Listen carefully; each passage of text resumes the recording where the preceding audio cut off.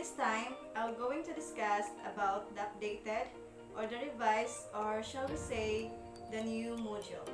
Yes, it's true.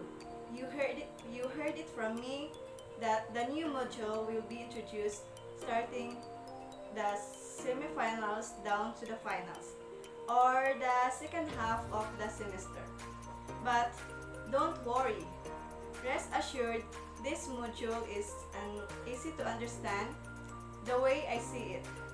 It's easy to digest and it's friendly to their students. This is a response of school management with regards to a concern that you are raised along the way we started the semester.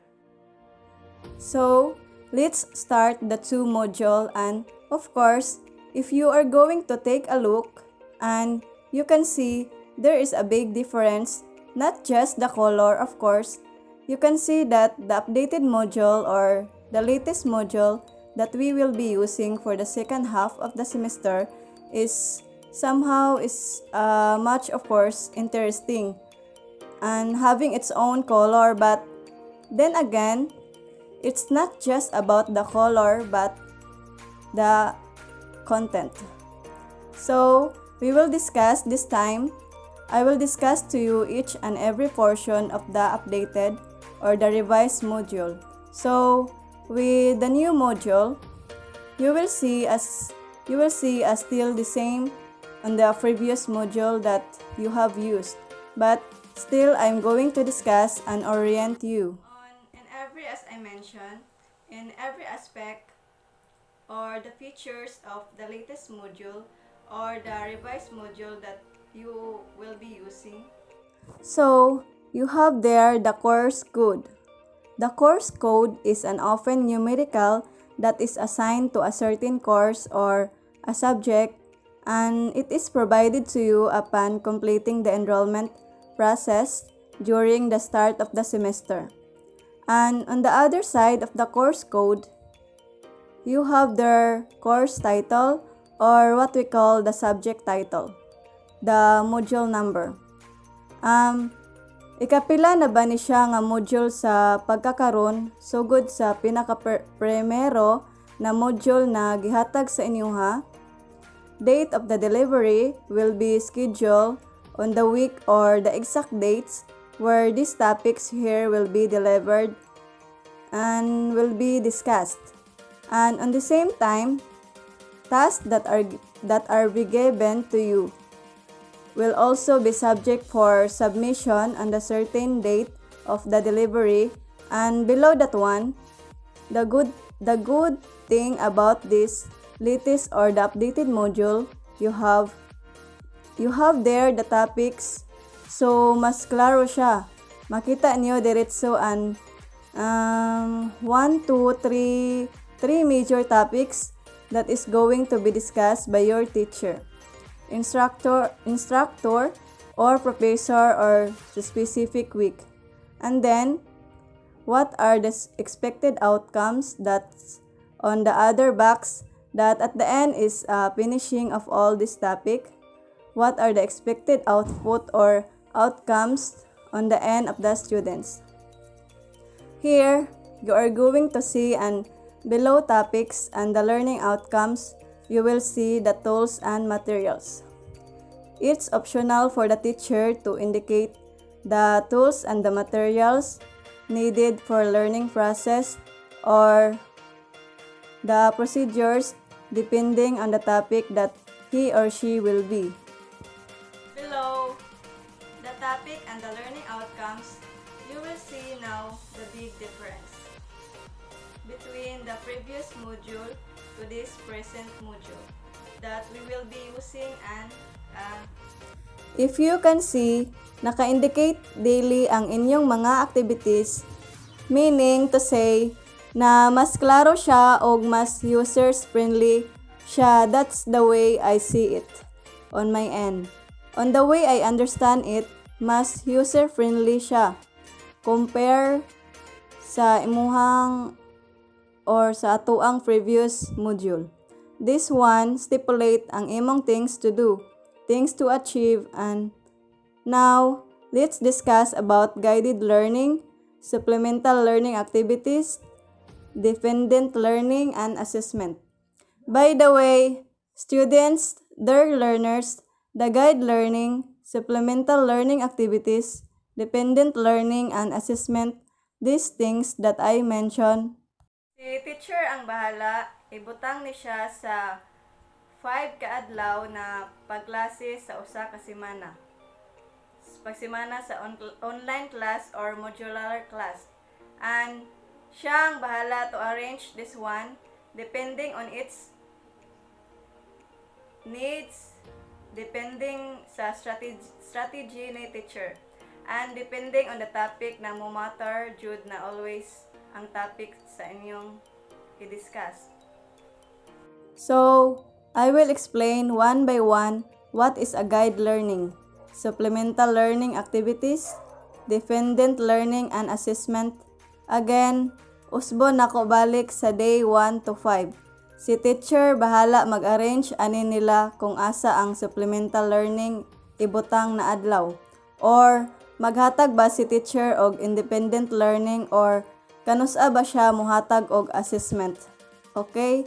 So, in everyday, usbon nako balik in everyday basis, ibutang na ni teacher ang mga activities, including instruction and the links to the learning materials na gamiton niya sa pag-deliver og topic sa inyuha.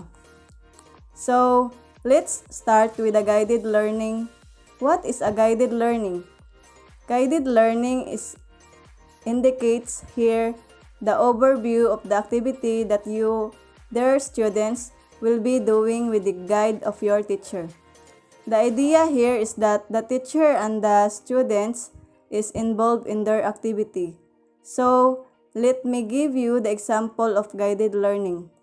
Example are recorded videos.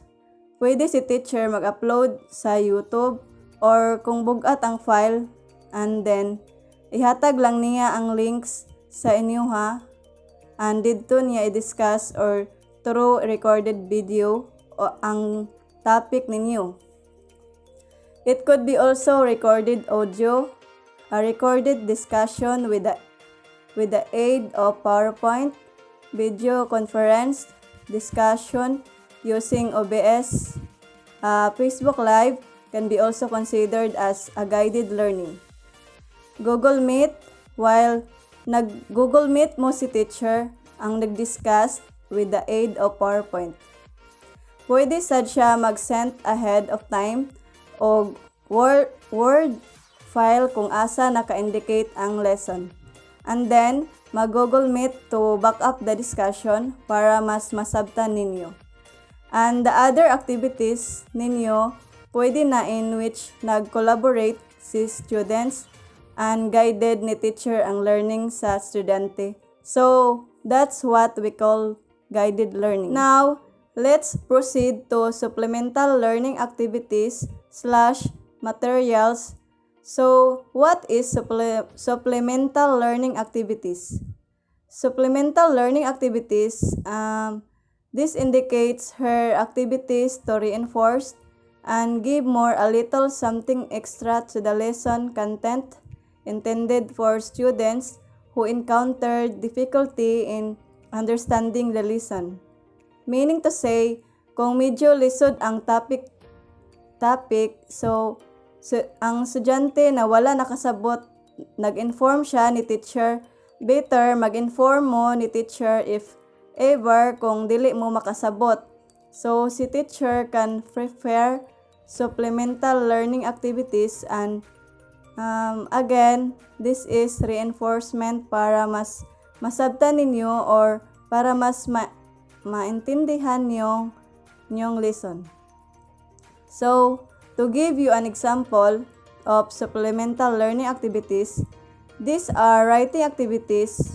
Pwede mo pagamon og reaction paper, essay, and oral activities, as well supplemental learning activities, comprehension and grading activity na ipabasa si teacher sa inyo ha, send sa inyuhang file, i-post maybe on Google Meet or send via Messenger or i-send sa inyong official email.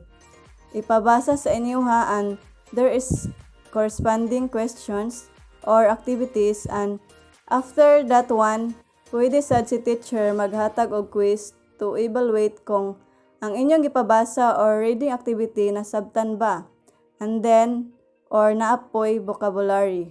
Again, the supplemental activity, this is just the reinforcement, depende ra ni siya sa sitwasyon sa topic, o sa kalisod ba sa topic, or sa kabug-aton sa topic, or sa pagsabot sa estudyante, and it is necessary na ihatag sa tibok klase. Pag-evaluate ni teacher, pag-assist ni teacher, lisod ba subject, subject topic, and then pagtanaw niya sa results sa examination or response sa mga activities na gipagama niya, di maayo ang score. So, that's the time na mo reinforce si teacher. Yes, pwede siya ihatag ang supplemental learning activities sa tanang estudyante sa iyang subject.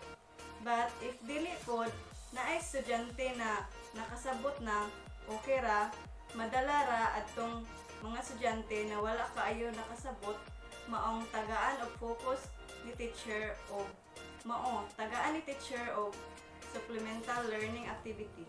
Now, let's proceed to independent learning. So, what is independent learning? Independent learning, it indicates here that the activity that the students will be doing without your guidance of the teacher. The idea here is that the students will do the activity independently. So, manage sila ang mga activities na like pagamon mo ni teacher o video recording with regards to understanding on the lesson, that is the independent learning activities, or other activities na kayo lang mubuhat and But of course, since giingon na independent learning activities, it is really good if you are honest na kamo jud ang nigama. Dili kay gipagama sa inyong mama o papa or sa inyong ate o kuya. Again, it is independent learning. If do you need a help? Yes, of course. You can ask for a help, but it doesn't mean na sila nang inyong pabuhaton sa inyong independent learning. Now, let's proceed to the assessment. What is an assessment? Assessment, it indicates here the details how to measure your learning or their students. Of course, kinahanglan pod namo na ma-evaluate kung nasabtan ba ninyo, nakatunan ba mo. So, how we can do it, ma-evaluate ra namo through assessment. So, formative and summative assessment can be incorporated. Example of these are quizzes, journals, assignments, simulations, graphic organizers, essay, portfolio, projects, short quizzes, long quizzes, and then oral recitation or oral questioning. In this area, these are the form of oral assessment. So, pwede ni teacher buhaton na day 1 would be a guided learning. Hatag lang siya og activity. Hatag lang siya og video recording sa lessons. Say, for example, sa topic number 1, and then pagka day 2, manghatag na po siya og another video or audio bakaha, supporting by a PowerPoint presentation. And then on day 3, since nahatag na siya ang duha ka lessons, pwede siya maghatag sa inyuha og assessment or pwede sad siya panghatag og independent learning. So, mo depende ra ni teacher. Strategy na ni teacher unsaon niya paghanay sa inyong mga module kay mas nakasabot siya sa content og Sa din, unsaon madali ninyo masabtan ang inyong topic and Part of this one also, usually your teacher may need to do once a week, may need to call for a Google Meet, a virtual meeting sa inyuha. It could be for the purpose to discuss, to orient you, for it could be the first day to do and things to achieve, mga deadlines and all possible questions. Pwede na buhaton ni teacher on the first day before siya muhatag sa mga guided learning, or pwede sa ni teacher buhaton na niya in the middle of the week para to assess sa iyahang gipanghatag na mga materials sa day 1 to 3 na sabtan pa ba ninyo o wala ba mo'y pangutana, or pwede po ni siya ibutang ni teacher on the day 5 ang virtual meeting sa inyuha to assess we're able to achieve those things from day 1 to 4. Asa ba mo naglisod? Unsay kinahanglan niya buhaton para matabangan mo, or pwede ni teacher gamiton ang day 5 as your assessment. It could be a summative test or a long quiz covering from day 1 to 4 na mga lessons. Lastly, part of the new module, the same sa previous module, there is a reference section in which diri i-indicate ni teacher ang mga books nga reference niya ang mga website.